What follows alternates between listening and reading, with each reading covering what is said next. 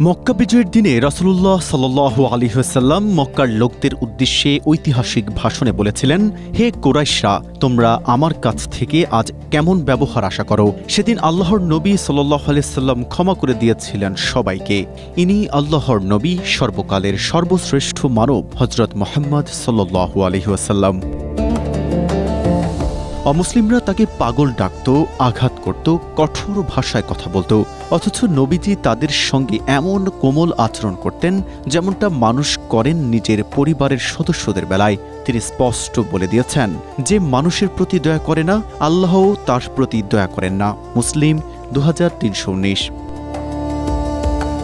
একবার নবীজির পাশ দিয়ে এক ইহুদির লাশ নিয়ে যাওয়া হচ্ছিল। তিনি তা দেখে দাঁড়ালেন। উপস্থিত সাহাবারা বললেন, এ তো ইহুদির লাশ। নবীজি সাল্লাল্লাহু আলাইহি সাল্লাম তখন তাদের জিজ্ঞেস করলেন, আলাইসাত নাফসা, অর্থাৎ সে কি মানুষ নয়? বুখারী 1312।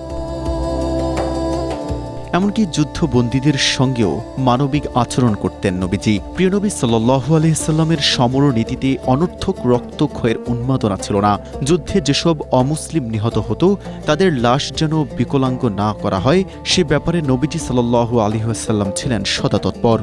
আর যারা বন্দী হতো তাদের সঙ্গেও করতেন কোমল ও সম্মানপূর্বক আচরণ। যুদ্ধবন্দীদের সঙ্গে যেন কোনো অমানবিক আচরণ না ঘটে, সেজন্য সাহাবীদের কঠোর নির্দেশ দিয়ে তিনি বলেছেন, যে মুসলিম তার বন্দীর সঙ্গে খারাপ ব্যবহার করবে সে জান্নাতে প্রবেশ করতে পারবে না। মুসনাদে আহমদ 32। অমুসলিম নাগরিকদের অধিকার রক্ষায় নবীজি কঠিন নির্দেশ দিতেন। কঠোর হুঁশিয়ারি করে বলেছেন, যদি কোনো মুসলিম অমুসলিম নাগরিকের উপর নিপীড়ন চালায়, তার অধিকার খর্ব করে, তার উপর শ্রদ্ধাতীত বোঝা চাপিয়ে দেয় অথবা তার কোনো বস্তু জোরপূর্বক ছিনিয়ে নেয়, তাহলে কিয়ামতের দিন আমি আল্লাহর আদালতে তার বিরুদ্ধে অমুসলিম নাগরিকের পক্ষাবলম্বন করব। মারিফাতুস সুনান ওয়াল আসার 5750। চরম কষ্টের সময় মহানবী দেখাতেন চরম ধৈর্য। ছেলে ইব্রাহিমের অন্তিম অবস্থায় রাসূলুল্লাহ সাল্লাল্লাহু আলাইহি সাল্লাম তার কাছে যান। তখন তার দু চোখ বেয়ে অশ্রু নামতে শুরু করে। এ দৃশ্য দেখে হযরত আব্দুর রহমান ইবনে আউফ রাদিয়াল্লাহু বললেন, ইয়া রাসূলুল্লাহ, আপনিও কাঁদছেন? নবীজি সাল্লাল্লাহু আলাইহি সাল্লাম বললেন, হে ইবনে আউফ, এটি হলো রহমত বা দোয়া।